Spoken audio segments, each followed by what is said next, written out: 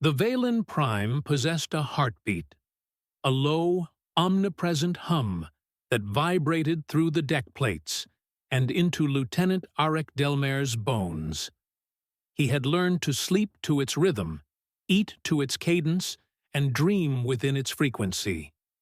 But the nebula outside cared little for their technological lullaby. It happened near the observation deck. The ship lurched violently, like a drunk stumbling off a cosmic curb, as the gravitic stabilizers failed against the nebula's wrath. Arik fell, momentum betraying him, his hands seeking purchase in the sliding world. He found not a handrail, but the warm, vulnerable curve of a woman's lower back. It was Kara.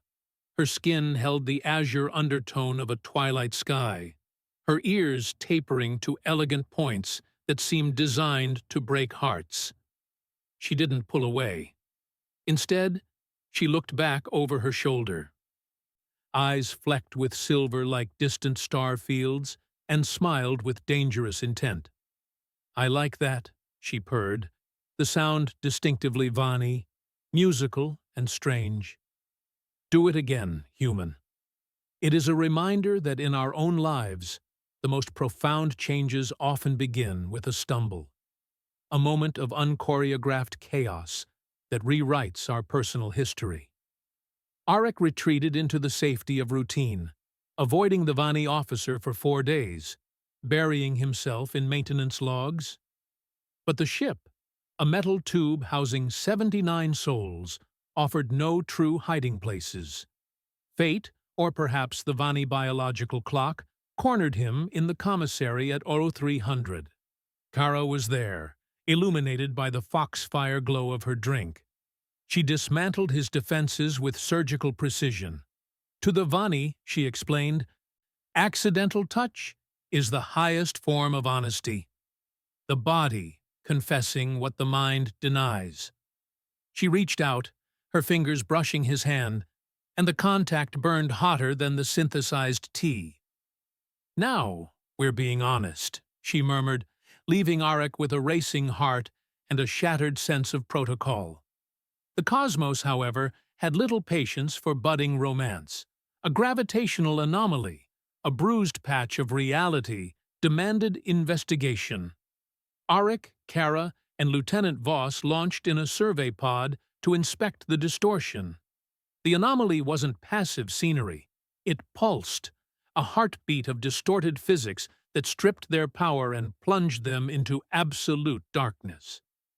In that cold void, stripped of sight, Arik felt her presence.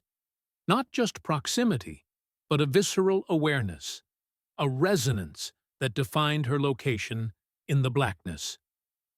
He knew exactly where she was, a tether in the abyss.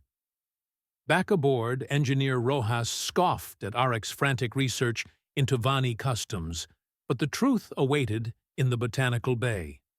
Arik found Kara standing among bioluminescent flora that pulsed with light, reacting to the electromagnetic fields of the living. As he approached, the garden flared brighter, the petals vibrating in rhythm with their proximity. "The body doesn't lie," Kara whispered, her hand cupping his cheek. The plants blazed in approval, a visual symphony of their compatibility. It brings to mind how often we ignore our own instincts, favoring safety over the terrifying electric shock of genuine connection. The anomaly grew aggressive, forcing a second mission. This time, Arik and Kara joined Dr. Yanari in a shuttle. They found ancient debris, shattered remnants of a warning. Then the shockwave hit. Metal screamed and the temperature plummeted. With life support failing, Arik made the desperate choice to cut thrusters, rerouting every erg of power to keep them from freezing. As the shuttle tumbled through the chaotic waves, Kara's hand found his. In the encroaching frost, their connection was the only warmth left in the universe. Survival brought clarity. Dr. Yanari decoded the alien boy. The anomaly was a tear in space-time, a wound created by a civilization that destroyed itself trying to cross the void. The Valen Prime had to become the needle to stitch it shut. Captain Okoy authorized the desperate plan. Generate an inverse gravitational field, a maneuver that balanced on the razor's edge of suicide. The finale was a storm of noise and light. Arik stood in engineering, forcing the drive to scream beyond its limits, while Kara navigated the maelstrom from the bridge. The ship groaned, metal crying out as they bridged the tear. Then, the impossible happened. The anomaly collapsed, healing the sky. Silence returned, sweeter than any song. On the bridge, amidst the jubilation of survival, Arik found her. The danger had passed, but the pull remained.